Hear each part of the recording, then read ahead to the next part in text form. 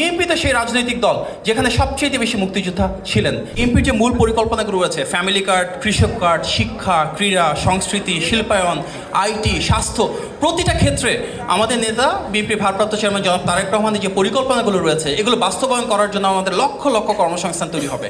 আমাদের পলিসিটাই তো সেটা, যেখানে আমরা ঢাকা ভিত্তিক উন্নয়ন চাই না, আমরা চাই বাংলাদেশে একদম তৃণমূলে প্রান্তিক পর্যায়ে প্রতিটি শ্রেণী পেশার মানুষের কাছে প্রতিটি দুর্গম এলাকায় উন্নয়নের ছোঁয়া পৌঁছে যাক। সাউথ টাউনে হোক আপনার স্বপ্নের আবাসন, শতভাগ রেডি প্লট, সাথে সাথেই সাফ কাবলা রেজিস্ট্রি।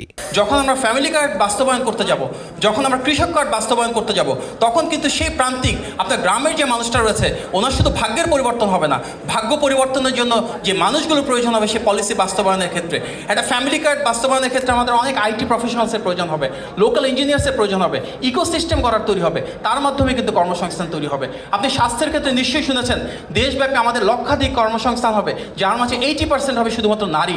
সেই নারীরা তো ঢাকায় কাজ করবে না, জেলায় কাজ করবে না, গ্রামীণ পর্যায়ে চলে যাবে। সুতরাং বিএনপির উন্নয়ন নীতিমালা অন্তর্ভুক্তিমূলক, যেটি আমাদের পুরো জনগণের প্রতিটি স্তরকে ছুঁয়ে যাবে ইনশাল্লাহ। ধন্যবাদ। আর মুক্তিযুদ্ধের ব্যাপারে যেটা বলছেন, দেখুন বিএনপি তো সেই রাজনৈতিক দল যেখানে সবচেয়ে বেশি মুক্তিযোদ্ধা ছিলেন, সবচেয়ে বেশি মুক্তিযোদ্ধা আছেন।